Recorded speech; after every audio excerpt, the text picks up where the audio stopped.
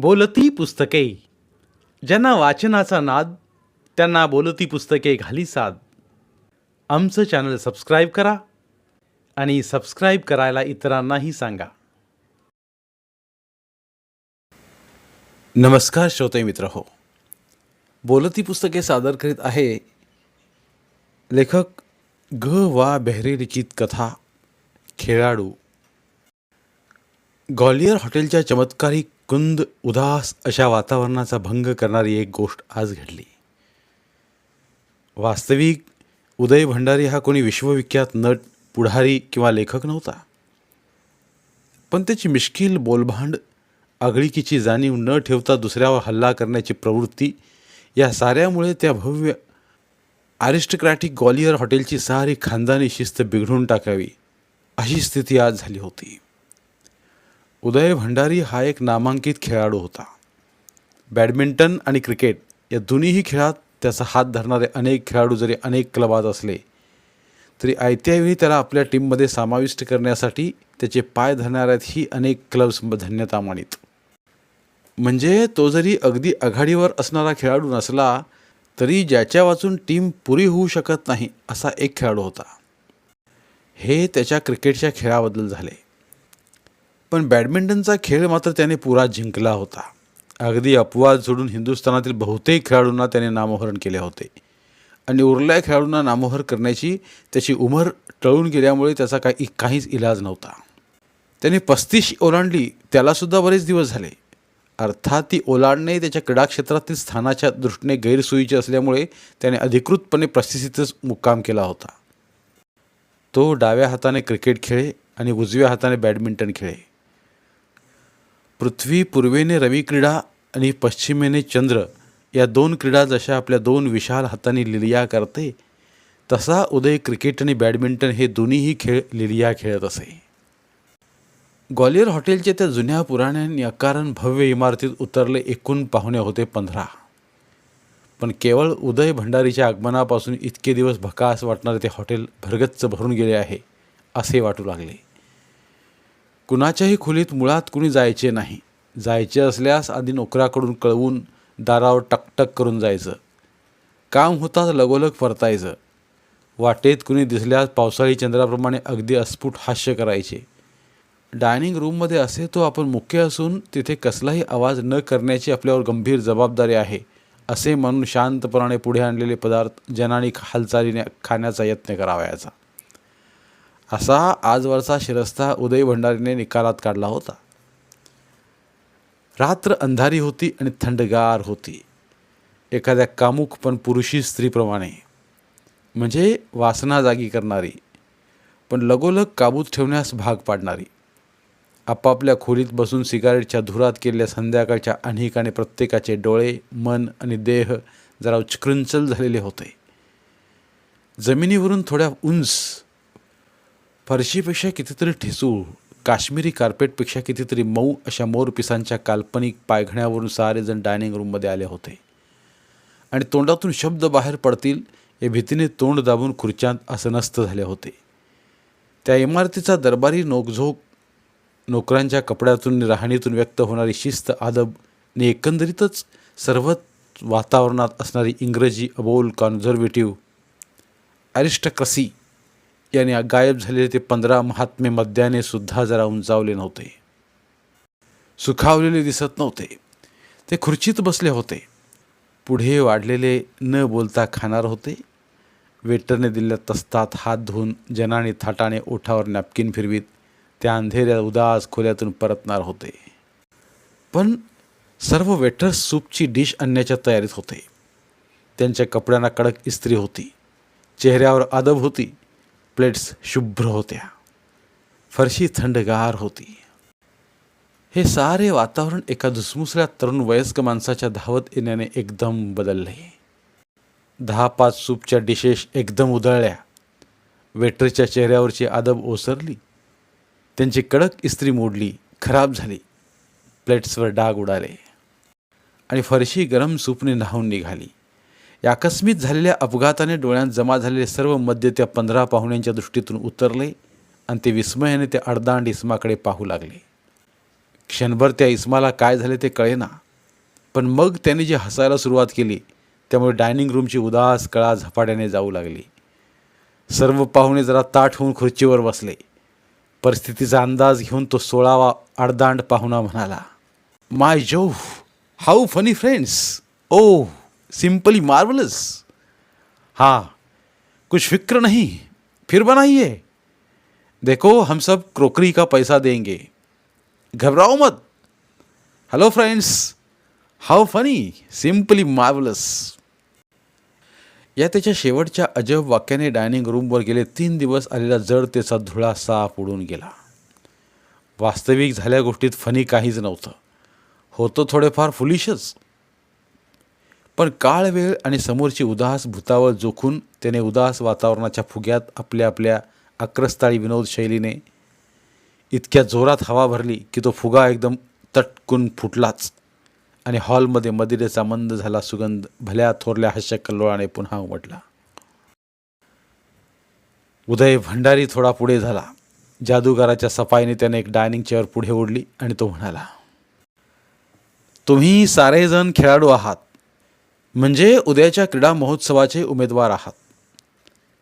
वातावरण बदललेले होतेच. वेटर्स पूर्वीची उंच तिरकी मान फिरवून झपाट्याने हालचाल करू लागले होते. त्या 15 पाहुण्यांपैकी एक तेलंगणातला खेळाडू म्हणाला, ऑफकोर्स. त्यावर उदय म्हणाला, then why not arrange our tables as to suit our profession. मूळचा खिलाडी, त्यात आक्रमक खेळाडू आणि तोंडात एक प्रकारची हुकमी वाणी. एखाद्या लग्नाच्या पार्टीला मांडावीत तशी एकदम सर्व टेबले केवळ वेटर्सनीच नव्हे तर सर्वांनी सहाय्य करून मांडली आणि जो तो बैठकीत बसला. उदयने सभा ताब्यात घेण्याच्या इराद्याने उभे राहून बोलावयास सुरुवात केली. बाटल्या सोड्याच्या आणि व्हाईट हॉर्सच्या फसफस एक मंद सुगंध, बर्फाने ग्लासवर आणलेले अभ्र आणि मद्याने चेहऱ्यावर आणलेला जिवंतपणा. बाटल्यांची बुछे मनाचे बंध आणि तोंडाच्या जिभा सैल झाल्या. अंधारी रात्र रंगली आणि जेवणाबरोबर गप्पांना सुरुवात झाली आणि शेवटी गप्पा योग्य ठिकाणी येऊन पोहोचल्या. थंडी, अंधार आणि मद्य यांनी बनवलेल्या कामिनीच्या विषयावर हळूहळू विषय आला. तेव्हा उदय म्हणाला, मित्र हो, या विषयावर बोलायला मी अगदीच नालायक आहे. बट व्हाय? राव म्हणाला, नथिंग स्ट्रेंज इन इट. मी अविवाहित आहे. अनबिलिव्हेबल. तुझ्यासारखा उमदा, देखणा, आक्रमक, वादपटू, खिलाडू माणूस कुणीच गठवू नये म्हणजे नववा आश्चर्य. मला तुमच्या महाराष्ट्रीय पुरींची कीव केली पाहिजे, होय की नाही मंडळी? इतर मंडळींच्याकडे पाहत मोटवानी बोलला, मिस्टर भंडारी, तुम्ही जर कराचीत जन्माला असता तर कमीत कमी 1% तरी पुरीने तुमच्यासाठी जान कुर्बान केली असती. काय समजलं? मंडळी हो, माझ्याबद्दलचा तुमचा आदर वजावट करून जरी पत्करला तरीसुद्धा माझ्यावर पुरीने खुश व्हायला हरकत नाही हे विधान मला एकदम कबूल आहे. तर मग कशामध्ये अडून राहिले तुमचं लगीन? तारापूरवाला नावाच्या मुंबईकराने म्हटले. तोवर मद्याचे पेले रिते झालेलेच होते आणि जेवणास सुरुवात झाली होती. गरम गरम बिर्याणीने थंडगार रात्री उबदार होत होत्या. तेवढ्यात चवीने एक घास चावीत आणि ओठाने हाडाचा एक तुकडा चुकीत उदय भंडारी म्हणाला, दोस्त हो, मी ही कहाणी कुणाला सांगितली नाही, ती पुन्हा कधी सांगणारही नाही. एकदा वाटतं की अनेक दिवस जतन करून ठेवलेली ही कहाणी अशी रीती करून टाकू नये.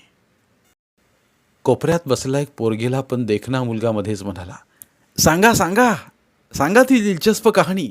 भाई भंडारी, तुमच्यासारख्या उमद्या माणसाला औरतपासून दूर राहता आलं म्हणजे फारच आश्चर्यकारक मानलं पाहिजे. माझी उमर अवघी 20 वर्षांची, पण मलासुद्धा कामदेवाचा तो नाजूक प्रहार यापूर्वीच लागून गेलाय. क्या कहे. लाहोरहून आलेला सुप्रसिद्ध फुटबॉल गोलकीपर लाला म्हणाला आणि त्या वाक्याचा उत्तरार्ध भंडारीने पूर्ण केला. पहा पहा मंडळी, अजून आई कोणती आणि बाई कोणती यातला फरक ओळखण्याचं सुद्धा पोराचं वय नाही, तोवरच इश्कात बुडून निघाली आहे स्वारी. तो मुलगा दिलखुलास हसला. त्याच्या गालावर एक नाजूक खळी पडली. आपका नाम? भंडारीने त्याच्याकडे पाहत विचारलं. स्वच्छ मराठीत तो म्हणाला, माझं नाव पटवर्धन. धोलपूरचे हे युवराज आहेत. शेजारी बसलाय केसम म्हणाला. उदय भंडारीने हातातले काटे चमचे खाली ठेवले. तो एकदम उभा राहिला आणि म्हणाला, 3 cheers for the prince of Dholpur. हिफ हिफ hurray. Gwalior हॉटेलमध्ये कधीही दुमदुमला नसेल इतका आवाज कानाकोपऱ्यातून गरजत गेला. सर्व वेटर्स बावरून एकमेकांकडे बघू लागले. मॅनेजर धावत आले, पण आरडाओरडीचे कारण करता तिथेच बसले. पटवर्धन म्हणाला, मिस्टर भंडारी, होऊ द्या तुमच्या सरस आणि सुरस गोष्टीला सुरुवात. मला ते तुमचं दास्तान केव्हा ऐकेन असं झालं आहे. वेटरने पुढल्या प्लेट्स केव्हा नेऊन त्याबदली आईस्क्रीमच्या प्लेट्स आणून ठेवल्या हे उदयला कळलेही नाही. उदय सावरून बसला.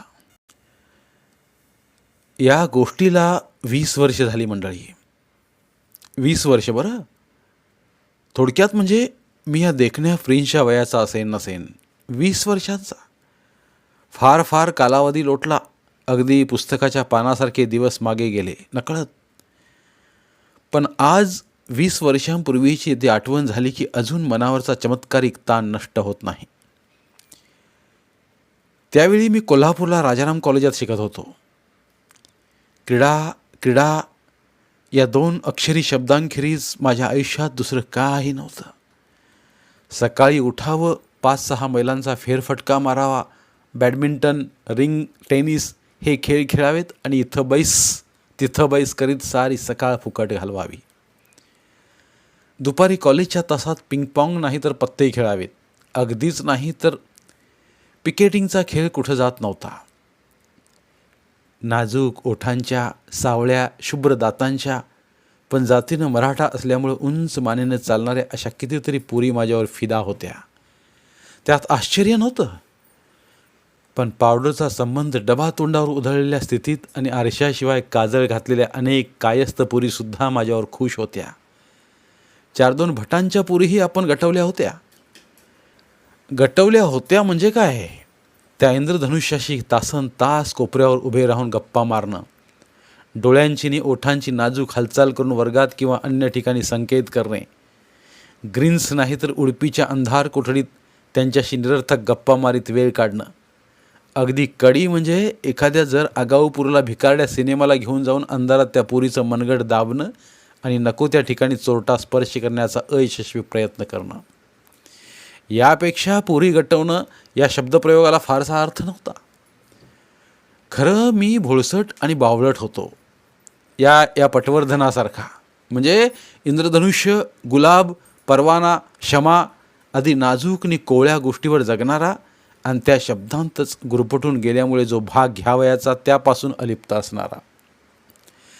समुद्राच्या लाटावर एखाद्या होडग्यानं नाचावं तसंच कामिनीच्या नयनसागरावर आम्ही डुलायचो. त्यात आमची कॉलेजची 4 किंवा कर्तबगारनं मिळवलेले 1-2 अधिक अशी वर्षे निघून गेली आणि सागरात राहून आम्ही कोरडे, अगदी कोरडे, ठणठणीत कोरडे राहिलो. असो, तर मी काय सांगत होतो?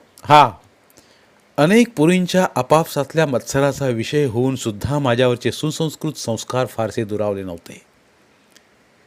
मी स्त्री जातीवर फिदा होतो आणि माझ्यावर त्या एकमतानं फिदा होत्या. पण माझ्यावर निकरानं हल्ला चढवण्याची धिटाई कुणी दाखवली नव्हती आणि म्हणून माझा किल्ला पडला नाही. काय किल्ला पडला नाही? लक्षात आलं की नाही? उदय भंडारी जरा मिश्किलपणे हसला.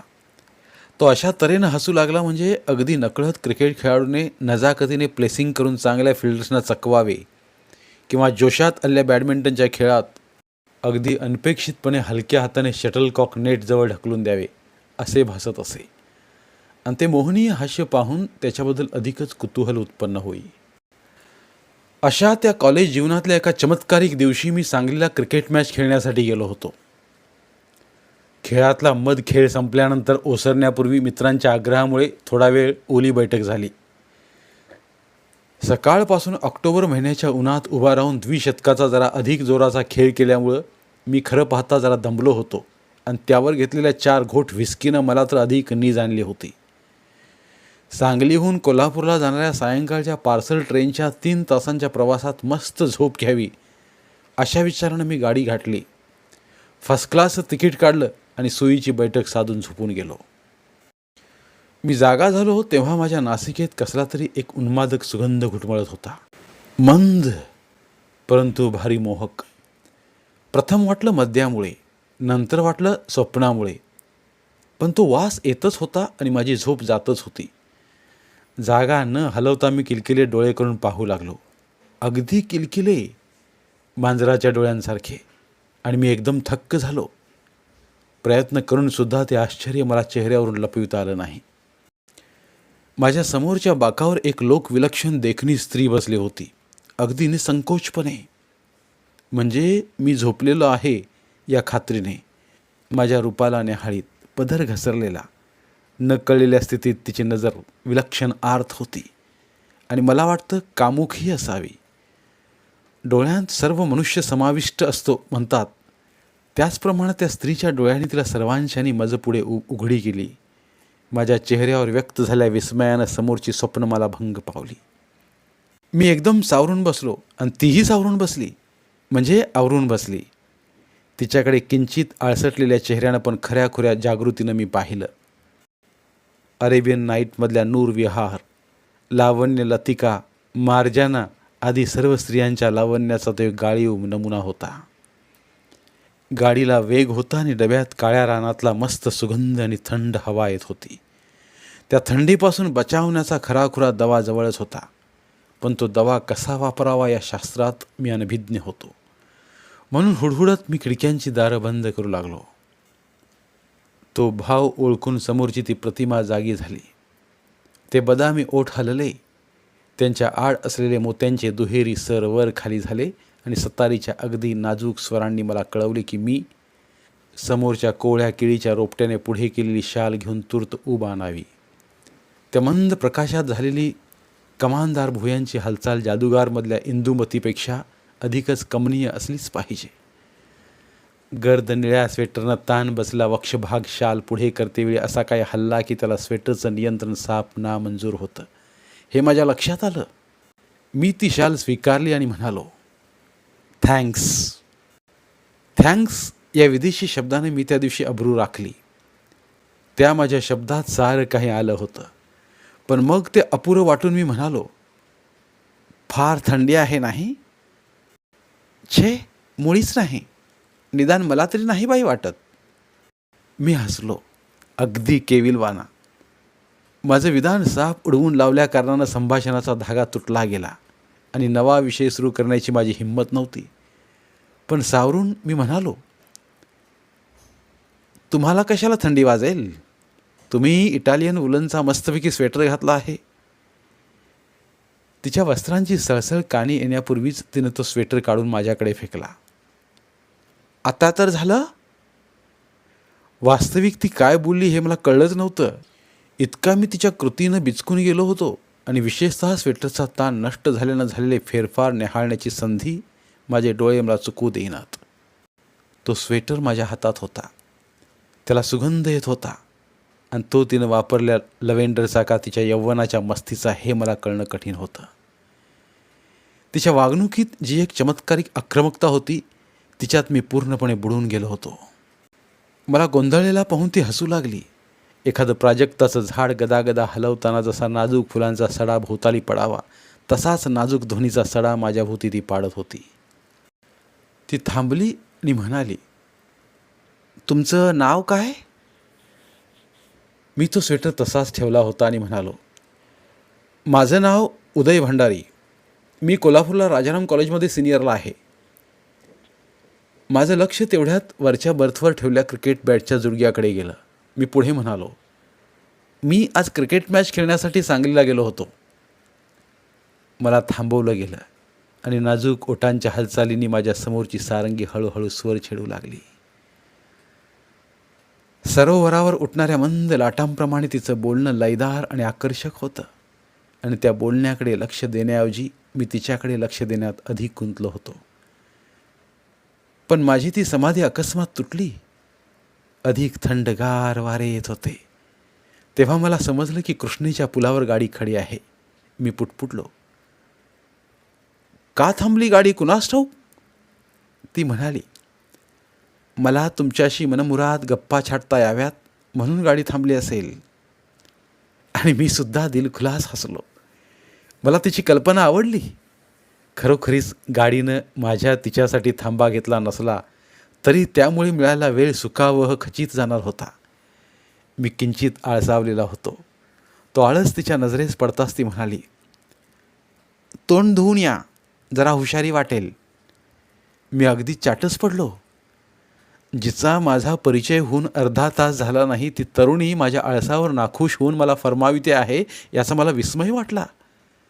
पण तो अनपेक्षित धक्का ओसरण्यापूर्वीच तिच्या मनमोकळेपणाचा आणि आक्रमकतेचा हा नवा साक्षात्कार मला झाला. मी हसलो. त्या हसण्यात केवळ विस्मय नव्हता.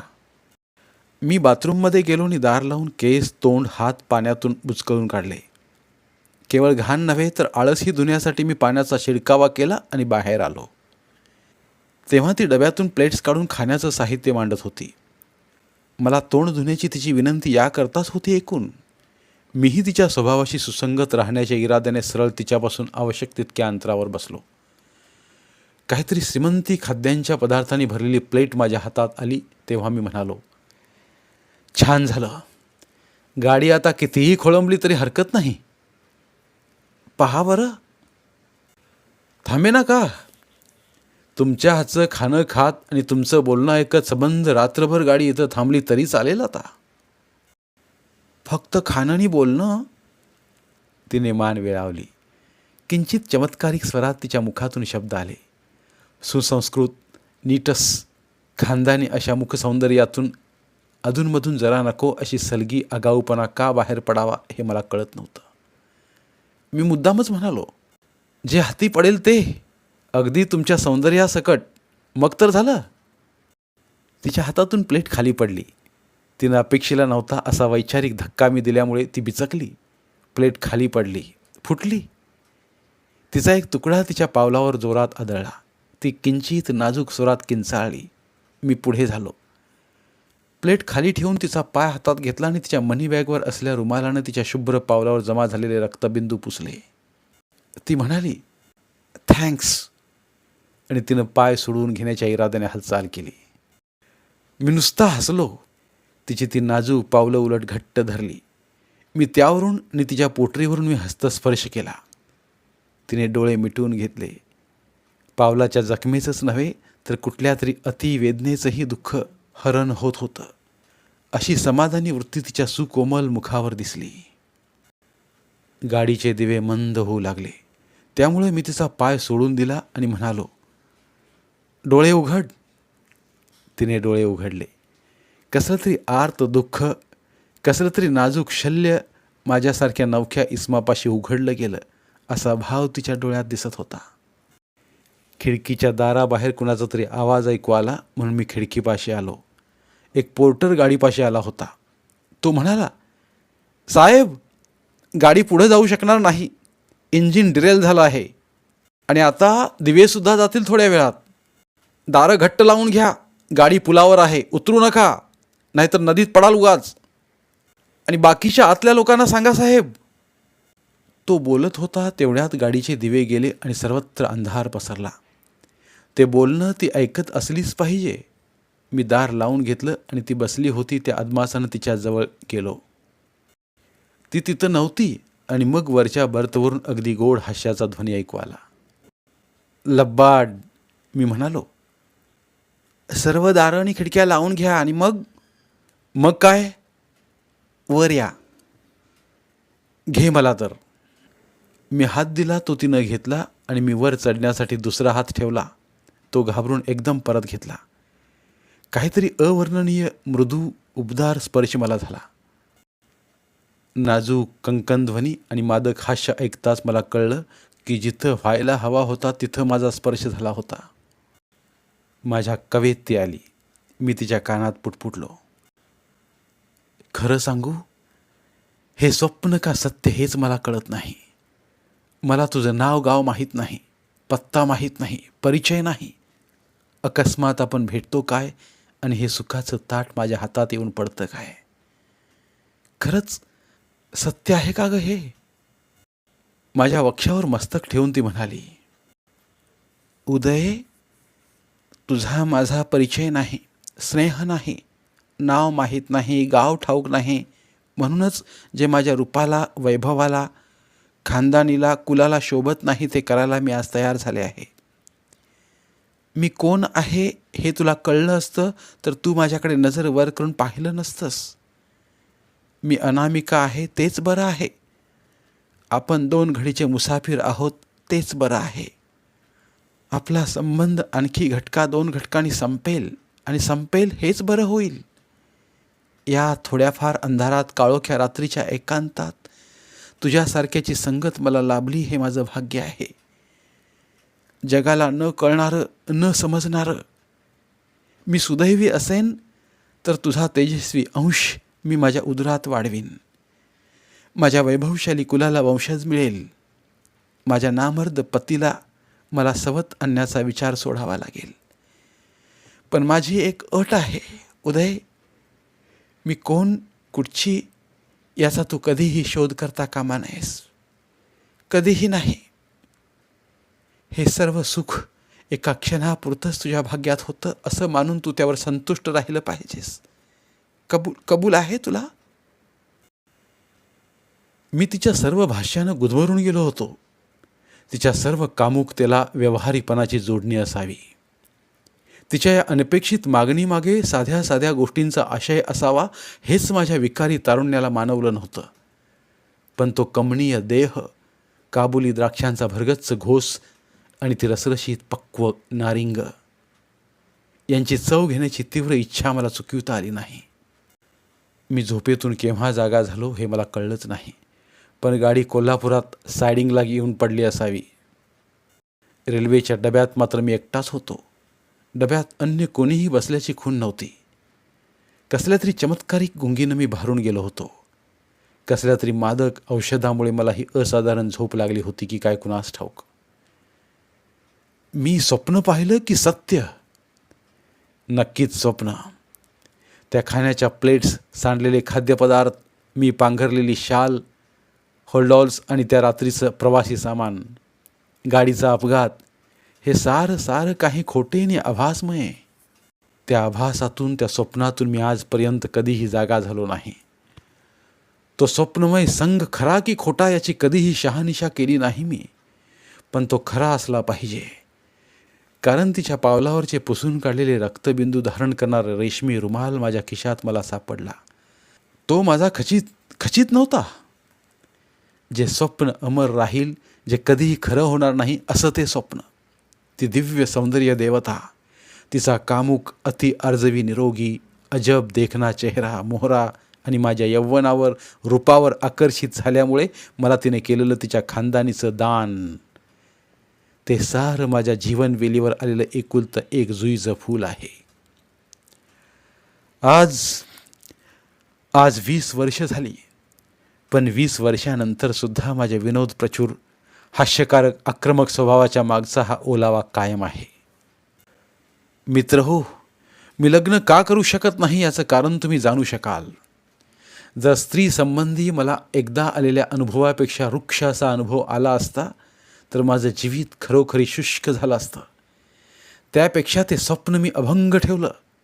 मी केवळ बॅडमिंटन आणि क्रिकेट शिताफीनं खेळतो असं नाही, तर त्या अनामिक स्त्रीशी अनेक रात्रींनी दिवस जगतानी स्वप्नात प्रीतीचा खेळ खेळतो मी. अकस्मात उदय भंडारी डायनिंग रूममधून उठला आणि आपल्या मागे इतर पाहुणे काय म्हणतील अशी फिकीर न करता आपल्या खोलीकडे आला. खोलीत जाताच त्याने आपली सुटकेस उघडली आणि तिच्या कप्प्यात असलेला तो रक्तलांछित रुमाल काढला.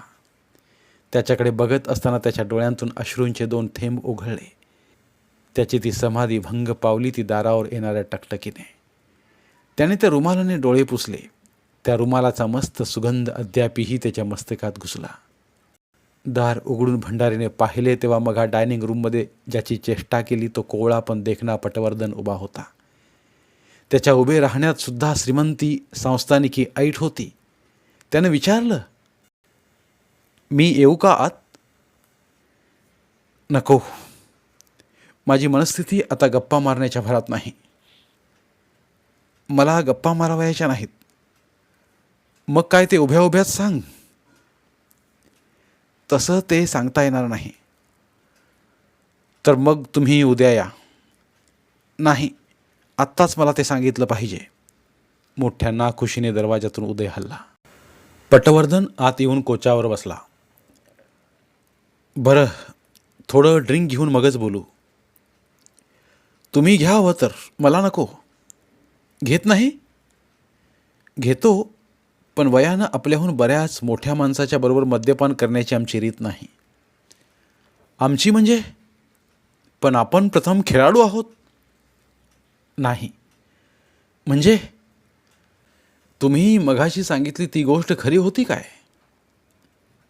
का बरं हा प्रश्न विचारता पटवर्धन? ते विचारू नका. गोष्ट खरी होती काय? होय. तुम्ही स्वतः अनुभवलेली की तुमच्या मित्रानं? मी स्वतःच. काही पुरावा आहे काय तुमच्याजवळ, का नुसती थापच? खिशात खोवून ठेवलेला रुमाल काढून उदय म्हणाला, या रुमालाखेरीज त्या दिव्य प्रसंगाची कसलीही निशाणी नाही माझ्याजवळ. तो रुमाल हाती घेऊन पटवर्धनने त्याच्याकडे दृष्टी टाकली. त्या क्षणीच त्याच्या नासिकेत कसलासा सुगंध शिरला आणि त्या क्षणी उदयच्या पायावर कोसळता पटवर्धन म्हणाला, बाबा, बाबा, मी तुमचा मुलगा आहे. मुलगा. धन्यवाद. पुन्हा भेटूया एका नवीन कथेसह. धन्यवाद. बोलती पुस्तके श्रोते मित्रांसाठी मराठी साहित्याचा खजिना फक्त 59 रुपयात. फक्त 59 रुपये माफक फी भरून आमच्या साहित्यरत्न या चॅनलचे सभासद व्हा व भरपूर मराठी ऑडिओ बुक्सचा आस्वाद घ्या.